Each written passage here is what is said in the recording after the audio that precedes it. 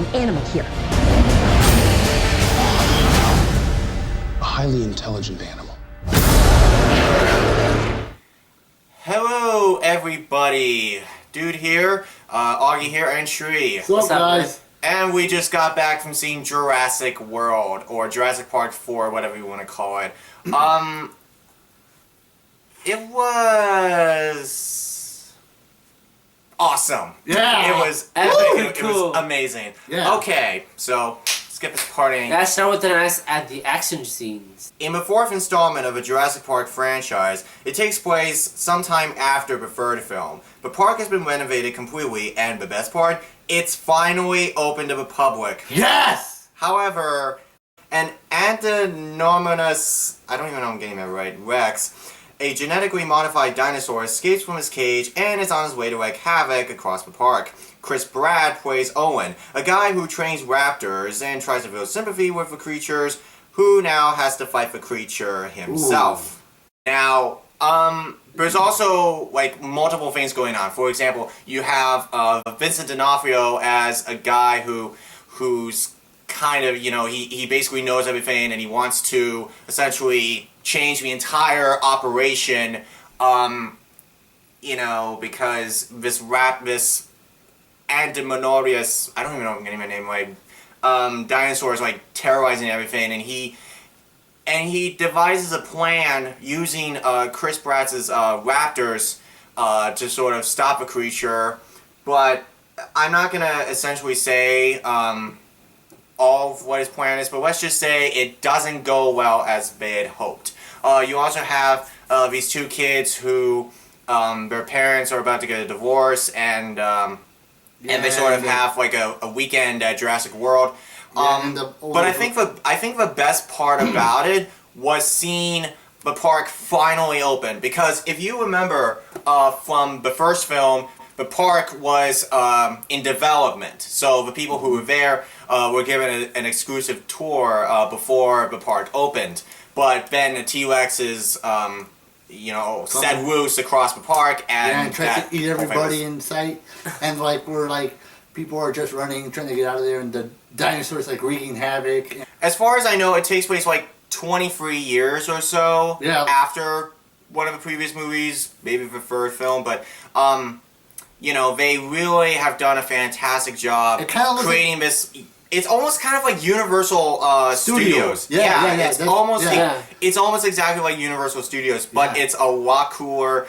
In the Lost World, the second film, it takes place on a completely different island, and you know it wreaks havoc again. But and then the third film is essentially rescue of the dinosaurs that are still even there in this abandoned wasteland.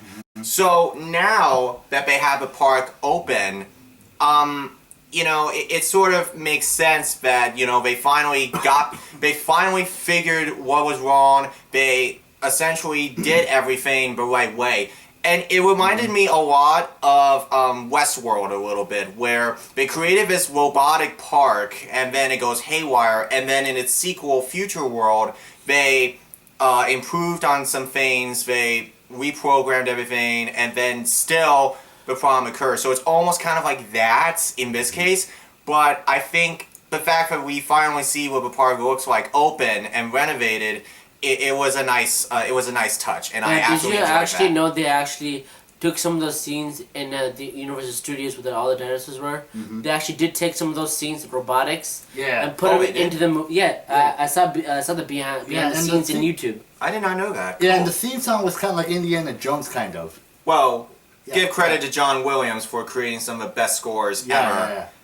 It's funny that he does scores for all Spielberg movies, but this was a nice rendition. And it was very rewarding to hear that theme song again. All the patch, the storyline was smooth, and any action did not stop on the way. It continued smoothly. Fantastic job. Really good. Yeah. Really good. So, like, there was not a single scene that was slow and boring. Every single scene was aligned in a sort of straight pattern, just like in the first film.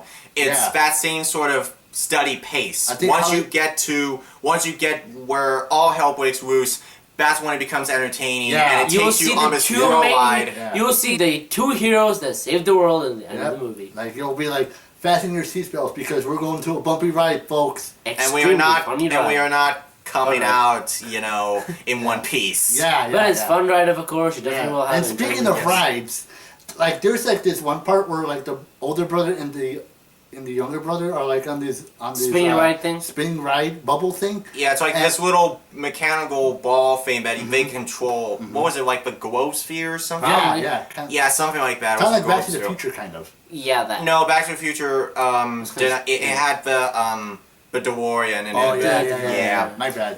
I think you're referring to like a rad ball, like a hamster ball. Yeah, that. Yeah. So it's like in this hamster ball thing. They go exploring. The park is about to close down because of you know what, and they. It's actually kind of funny. They go in this restricted area, and the guy's like, "Oh, you know what? Fine, but full experience." And then the kid's like, "Nope." I was thinking in my mind that they should not go in there, but they did anyway. Yeah, and then that's when they become involved in the chase. Yeah, pretty intelligent. We're not gonna spoil the twist with this guy. With this Appopomoris. God, I'm bad with dinosaur names. You said this guy. You know what I mean. You know what I mean. So. We're not gonna spoil the twist with that, but let's just say you'll either be shocked or you'll be just like, probably traumatized. Why didn't they happy. tell us sooner?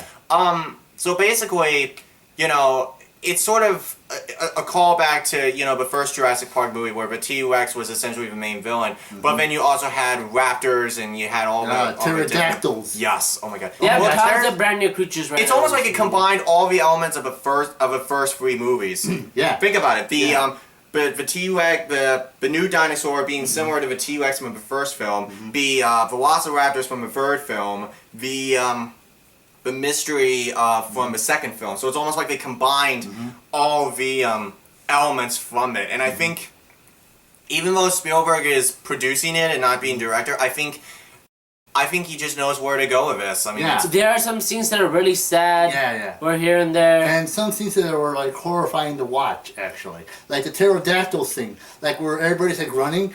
And everybody's running, and then there's one woman. I don't know what her purpose was, but anyway, she becomes captured by the pterodactyls, and then she falls in the water, and then she falls back up, and then she gets attacked by the pterodactyls, and then she gets like eaten by a big huge dinosaur crocodile. Oh my god, that was like just horrible to watch. I mean, seriously. That was intense. Oh my god. That was like so intense and horrible to watch. And by the way, that's not a spoiler. That's just a random thing that happened in the movie. Yeah. I mean, you see it in the trailer, so you already know. Yeah. Anyway, the whole the cast is pretty good. Yeah. Chris Pratt, Vincent D'Onofrio. There's this one guy who is from Life of Pi, I believe. And there's this one girl who comes from Spider-Man. She's like Gwen Stacy or something. Yeah, like Gwen. That. She's sort of the head of the park, and she develops like a small relationship with Owen. She's a pretty good actor, by the way. I think she played Mary Jane in Spider-Man. No. That's Gwen Stacy. She was a scientist. Oh, all right. Yeah, but it was like she was pretty good. I think I really enjoyed Vincent D'Onofrio. He produced this sort of idiotic like doctor who like he thinks he knows everything. Like the whole movie he talks like he's the boss of everything. Like he knows everything, but it's almost like he's sort of blind to his own power, and he becomes a really good villain. And like the whole the kids were okay too. I didn't have a problem with them. But every scene is like even the last 40 minutes alone are just outstanding. It's just amazing. You'll not get bored of this. Mostly, it continues to be epically nice. Yes, it keeps on continuing with no bad results. Keeps on going. Yeah, there are homages to the first film everywhere. We see, the trucks, the vans from the first film, the building where the first film was. We see that. We also see that little spyglass thing that kid had in the first film. We see all of it, and it's like. It was very fresh, rewarding to see that. And also, we even see that billboard, that sign in the first one. Remember, it said We rule the dinosaurs or something like that. Yeah, we see that too. Dinosaurs rule or something like that. We see that, and it's just so refreshing to see how it all ties in with the other movies. So it was very it was very nice to see. I think it was very a touch of nostalgia, but also very rewarding to see. I just really enjoyed it, like all the way through. I had a blast. Great ride. Yeah. It reminded me of when I saw the first Jurassic Park movie. I think I really enjoyed the whole dinosaur aspect. Yeah. You know, it was just fantastic. It brought memories from the old Jurassic Park movies. Yeah. And they did a fantastic job paying homage to it, but at the same time finally seeing what the park would look like if it was opened. I think this movie will definitely get a lot of money and a lot of publicity and probably. Well, is there gonna be a Jurassic Park 5? They might. I don't know. Yeah, I don't know. They might. I don't know. They might, but this movie how it went, I'm thinking they might make a fifth one because this. Or they could make it like. Or they could make it like the third film where they were trying to discover secrets that were not shown in the other two movies. I mean, that's possible. One, probably. So if they do decide to reopen it, great. Well, like there's this one part where like this dinosaurs are like hunting the evil dinosaur down, but suddenly the evil dinosaur turns against their trainer and attempts to attack them. Remember that part? Yeah, about the yeah, I remember that. Yeah. Yeah, but We're do not see it in 3D because I was sort of paying attention to what 3D-ish material was in this movie, and so far I only counted like two shots, and that's it. What's the point? Yeah. What's the point of? Can I just say this for a second? For the record, what is the point of going to see a 3D movie, or hell, what is even the point of making your movie in 3D if the only thing you do with it is like making it more depth instead of things popping out at you? Like, what's the point? You know? But you're just getting more income. I mean, it was one thing when Avatar did it. That was not bad with that. There's no, and you know How to Train Your Dragon was fine, but there's no reason for you to make a 3D movie or like have your movie be in 3D if all you're gonna do is have like one or two shots that's in 3D. There's no point. I say 5 stars. This is the first after a long time. Yep, and the 5 stars out of 5. 5 This stars, movie people. will 5 stars. This definitely- movie's awesome. This movie definitely can. And a 5 out of 5. Good job, Hollywood. I hope to But, I hope to revisit it again. At least with the original films and then this again. So I definitely enjoyed it, and I think you would too. Yeah. So 5 stars for me. You? Fine me, man. 100 stars. 100 stars. What? You all got only 5, man. Okay, 5 stars then. 5 5. Yep. 5 stars. Check it out. It's fantastic.